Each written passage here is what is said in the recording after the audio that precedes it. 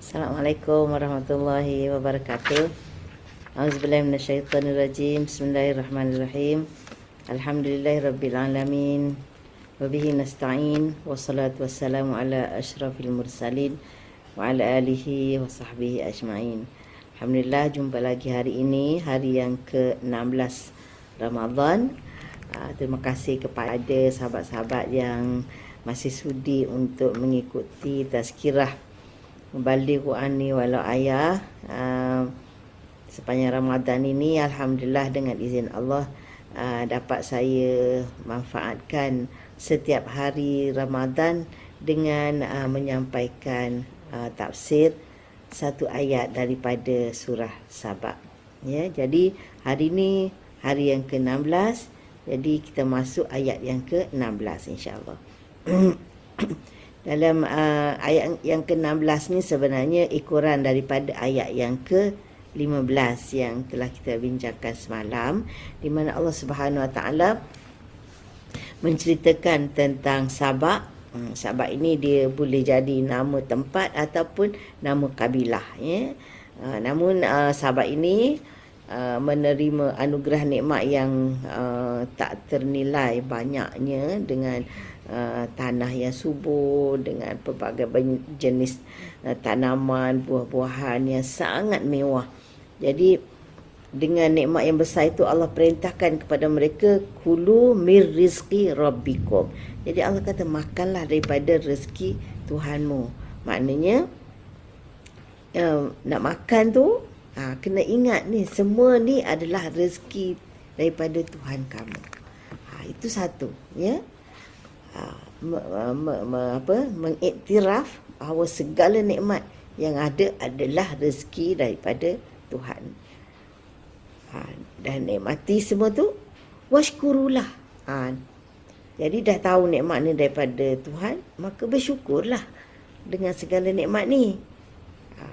Jadi dan menguatkan tengah nikmat tu, Allah sifatkan negeri mereka sebagai baldatun thayyibatun. Inilah sebuah negeri yang memang makmur, memang aman, memang sejahtera. Kita dah sebut semalam kesejahteraannya, di mana selain daripada buminya yang subur, buah-buahan yang lebat yang tak terkira banyaknya, dia juga diselamatkan daripada segala ancaman makhluk-makhluk perosak, ya, seperti ular ke, lalat ke, nyamuk ke, segala perkara yang boleh mengancam kesejahteraan buah-buahan dan tanaman mereka ditiadakan oleh Allah Subhanahu Wa Taala. Maknanya dihalang daripada pembiakannya.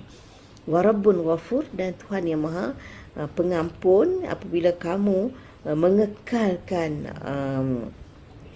iman, mengekalkan amal, mengekalkan hidup dalam mengiktiraf nikmat dan bersyukur kepada Allah, maka Allah terus melimpahkan keampunan sehingga ke akhirat kamu tidak akan mendapat siksa daripada Allah Subhanahu Wa Taala. Jadi itu gambaran kemewahan yang Allah kurniakan kepada Sabak.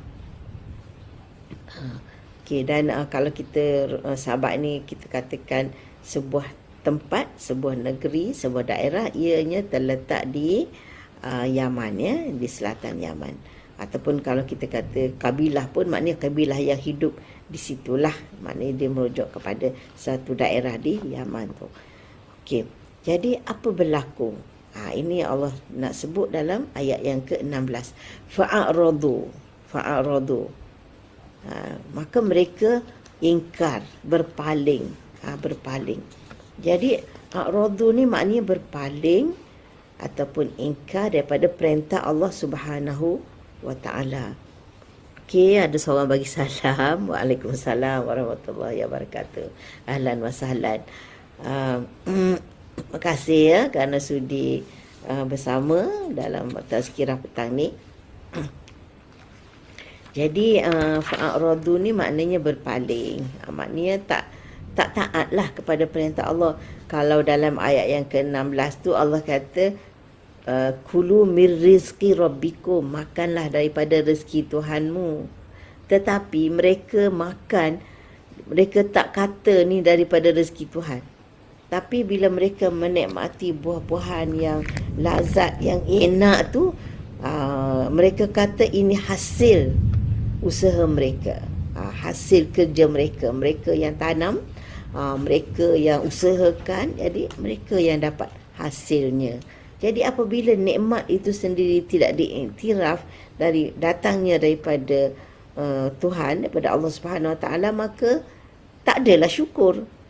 Jadi itulah antara keingkaran. Maknanya bukan semestinya mereka kafir kepada Allah, mereka tak beriman, keluar daripada agama Allah, tapi mereka mengkufuri nikmat Allah, mengingkari bahawa segala kemewahan yang ada datangnya daripada Allah Subhanahu Wa Taala.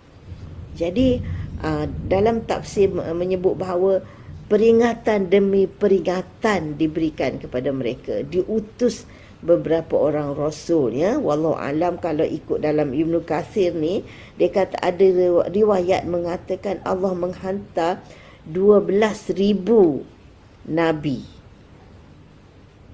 12,000 nabi untuk memberi peringatan, wallahu alam, ya. Tapi dalam tafsir lain Al-Alusi dia sebut 13 orang. Jadi wallahu alam berapa ramai, tetapi apa yang kita faham, Allah Subhanahu Wa Taala tidak biarkan mereka dalam kufur itu. Sebaliknya Allah menghantar nabi memberikan peringatan demi peringatan. Jadi bukan sedikit, ya, yang Allah hantar peringatan melalui nabi-nabinya. Jadi mereka tetap enggan. Jadi apa lagi balasannya? Fa'aradu, dah enggan juga. Fa'aradu fa'arsalna alaihim sailal arimi. Lalu kami hantarlah sebagai balasannya, hantar kepada mereka sailal arim. Sailal ni makna dia banjir lah. Kebetulan sekarang tengah hujan lebat kat luar sana, harap-harap tak berlaku banjir lah kan. Kalau banjir pun janganlah sampai banjir macam yang terkena ke atas Sabak ni. Ya, sailal arim maknanya banjir yang memusnahkan. Jadi arim ni apa makna? Arim ni ada yang mengatakan batu yang bila banjir tu kan, dia bawa batu, di mana batu ni dia memusnahkan empangan-empangan mereka. Jadi maknanya runtuhlah empangan-empangan yang mereka dah bina. Dan ada juga mengatakan arim ni adalah tikus. Tikus-tikus besar, yang mana tikus ini yang menebuk, tikus besar benar lah ni yang dapat menebuk apa ampangan tu. Ampangan biasanya dibina daripada apa, batu ke. Jadi tikus-tikus ni menebuk ampangan tu, jadi dia dah melubangkan, dia tak dapat tahan air, jadi air keluar dengan banyaknya, ya. Jadi banjir itu meruntuhkan bangunan, meruntuhkan ampangan, dan meruntuhkan pokok-pokok. Habislah dah. Jadi air dalam ampangan yang selama ini menjadi tempat tadahan tu dah kering kontak, tak ada langsung, kan, dah pecah. Jadi negeri itu ditimpa banjir besar, dan akhirnya bila dah kering banjir tu, air pun dah kering. Itu maksudnya. Tapi satu hal, ya, yang kita ambil pengajaran di sini, yang tak sebut dalam ayat ni lah, maknanya air kan, banjir tu air lah kan. Jadi kita tahu bahawa air ni adalah sumber kehidupan kita, antara keperluan asas kita. Tapi dengan air juga Allah boleh menjadikan ia sebab kemusnahan kita. Faham tak? Faham tak? Air lah kan. Jadi kita perlukan air, tapi air juga boleh menjadi sebab musnah, hancurnya kehidupan manusia. Okey, dan kita tengoklah Firaun pun tenggelam dalam air juga kan. Nabi Nuh pun, kaum dia pun lemas dalam air juga. Jadi maknanya jelaslah bahawa air itu adalah makhluk Allah Subhanahu Wa Taala. tunduk kepada perintah Allah Subhanahu Wa Taala. Di ketika mana Allah mahu menjadikan air ini keperluan kita, sumber hidup kita, maka dia menjadi sumber hidup kita. Tapi di ketika mana Allah perintahkan air memusnahkan keperluan kita, maka air pun menjalankan kerjanya sebagaimana yang diperintahkan oleh Allah Subhanahu Wa Taala. Jadi mana Allah dia nak memusnahkan makhluk dia, nak memberi pengajaran kepada manusia ni, dia tak payah datangkan benda baru kan. Dia mengambil benda yang asalnya kita perlu. Air. Selama ni kita gunakan air untuk keperluan hidup kita, tiba-tiba air itu sendiri yang datang mencurah-curah untuk menghancurkan kehidupan kita. Itu antara kehebatan, kekuasaan dan kebesaran Allah Subhanahu Wa Taala yang kita perlu fikirkan. Ya. Jadi tapi mereka tak musnah habis-habis. Macam kita kata, macam kaum Nabi Nuh tu, bila datangnya banjir, mereka semua tenggelam kan, dan yang selamatnya hanya yang ada dalam bahtera bersama Nabi Nuh. Begitu juga yang kaum Lut, kaum Nabi Lut kan. Allah musnahkan golongan maksiat tu, tapi Nabi Lut dan orang-orang yang beriman selamat. Tapi yang Sabak ni dimusnahkan negeri tu, tanaman, ampangan, buah-buahan. Jadi air dah habis, tak kering, dah kering. Maknanya asalnya ada kebun yang subur kanan kiri tu, itu je yang musnah. Tapi mereka tak musnah. Jadi wallahu alam, mungkin kerana mereka masih kekal dengan agama mereka yang kata kekufuran mereka adalah kufur nikmat, tapi tidak jadi kafir total, mengingkari Allah Subhanahu Wa Taala. Jadi mereka masih bertahan. Tapi pokok-pokok yang berbuah lebat tu dah tak ada, diganti dengan yang lain. Itu Allah sebut di sini, wa badalnahum, kami gantikan mereka bijannataihim, dengan dua kebun mereka yang Allah sebut dalam ayat 16 tu, an yamin wa shimal tu, kiri dan kanan. Allah dah ganti dengan apa? Jannataini, dengan dua kebun lain. Kalau sebelum ni dua kebun yang lebat dengan buah-buahan yang enak, yang boleh dimakan. Tapi selepas berlakunya banjir, maka Allah ganti kebun yang subur itu dengan buah-buahan yang lebat itu dengan kebun yang apa? Jannataini zawatai ukulin khamtin wa aslin. Wa aslin. Jadi dua kebun, ada dua kebun juga, tapi dah diganti dengan zawatai ukulin khamtin. Yang mana rasa khamtin ni, dia kata buah yang buah yang berduri, pokok yang berduri dan buahnya pahit. Khamtin ni. Dan wa aslin ni dia kata buah yang pokok yang tak ada daun dan tak berbuah. Berbuah pun jarang-jarang, wallahu alam. Kalau dalam Wikipedia dia sebut aslin ni buah yang tak ada daun. Dan ada dalam tafsir sebut buah yang tak berbuah kecuali sangat jarang. Dalam bahasa Inggeris dia sebut tamarix. Wallahu alam, saya pun tak tahulah kan, tengok gambar pun tak kenal ya. Jadi maknanya diganti dengan pokok yang tak berfaedah untuk mereka. Bukan tak ada pokok langsung, tapi tak faedah. Dan apa? Dan satu lagi dia sebut wasyai'im min sidrin qalil, dan sedikit daripada sidr. Sidr ni kita tahu pokok bidara. Pokok bidara ni pun pokok yang banyak duri dan buah dia apa rasa ya?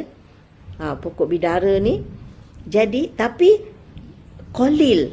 Ertinya Allah Subhanahu Wa Taala dengan rahmatnya masih ada juga buah yang mereka boleh makan, tapi sikit, iaitu sidr.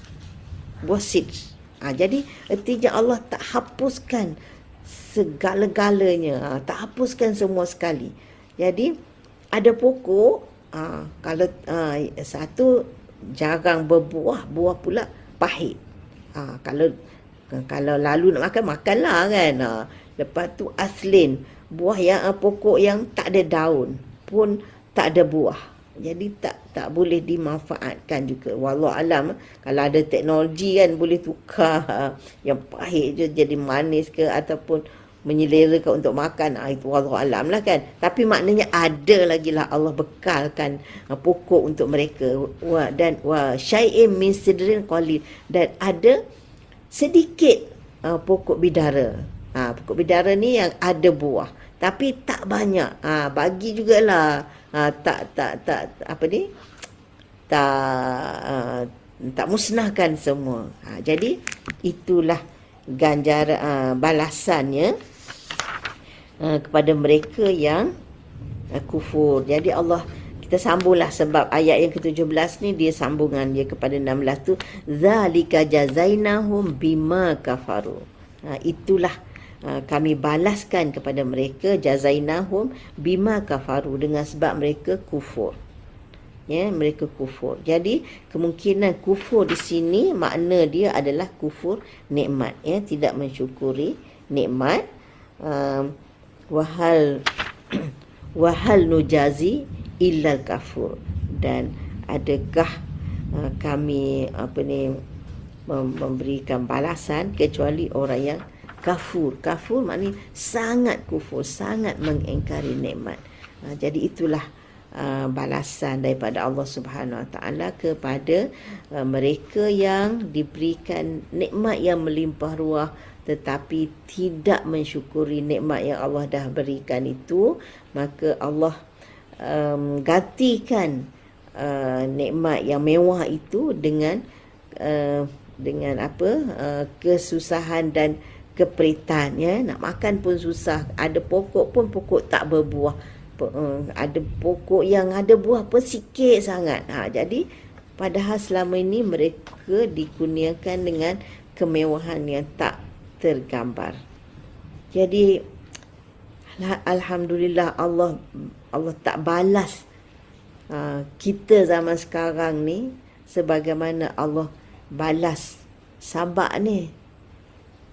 Kan, adakah umat kita sekarang bersyukur dengan sebenar-benarnya? Cuba kita fikir kan, ramai di kalangan umat Islam sekarang tidak mensyukuri nikmat yang sewajarnya yang Allah telah anugerahkan. Bayangkan kita ni, negara kita Malaysia ni kan, negeri yang subur kan, pokok banyak, dikelilingi lautan, di tengah pun ada sungai.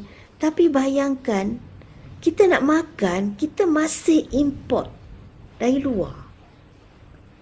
Ikan pun masih import. Padahal sekeliling kita ni dipanggil apa?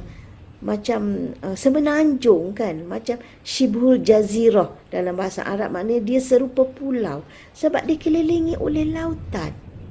Laut. Tak patut kan kita mengimport ikan, betul tak? Di tengah-tengah kita ni pun ada sungai besar, sungai Kelantan, sungai Pahang, sungai Perak. Tak cukup lagi ke bekalan ikan untuk makanan kita? Kan? Tanah pula subur, kata letaklah apa pun senang je tumbuh kan. Kalau duduk di Shah Alam ni, kat depan tu ada tanah sekarang kera je, tapi tanam apa pun tumbuh, suburnya. Tapi macam mana kita masih mengimport makanan? Adakah itu bukan tanda kita tidak menggunakan nikmat yang Allah beri dengan sebaik-baiknya kan? Merancang penanaman makanan untuk mengisi keperluan penduduk kita. Wallahu alam, kalau bagi saya ini adalah salah satu daripada kelemahan dalam merancang kan, supaya kita sebenarnya kita tak perlu lagi kan nak import makanan-makanan ni. Bahkan mungkin kalau dirancang betul-betul boleh ekspor lagi, betul tak? Wallahu alam jadi tapi alhamdulillah Allah belum tarik nikmat-nikmat yang Allah dah kurniakan ini, sebagaimana Allah tarik nikmat daripada kaum ataupun penduduk Sabak ni, ya. Jadi sama-sama kita fikirkan supaya kita dapat memperbaiki kehidupan kita pada masa akan datang, insya-Allah. Jadi hari ini kita ambil 2 ayat, iaitu ayat 16 dan 17. Kalau panjang umur, insya-Allah kita akan sambung ayat yang ke 18. Sebenarnya masih belum habis cerita Sabak ini, ya. Ayat ke-18 ini pun masih lagi berbicara tentang Sabak. Sebab apa? Sebab mereka belum dimusnahkan sepenuhnya. Mungkin ada lagi ujian-ujian yang menimpa mereka dalam ayat yang ke-18 dan 19 ni, insya-Allah, ya. Jangan lupa untuk ikuti sambungannya esok dengan izin Allah Subhanahu Wa Taala, insya-Allah. Jadi sekian dulu untuk hari ini. Wassalamualaikum warahmatullahi wabarakatuh.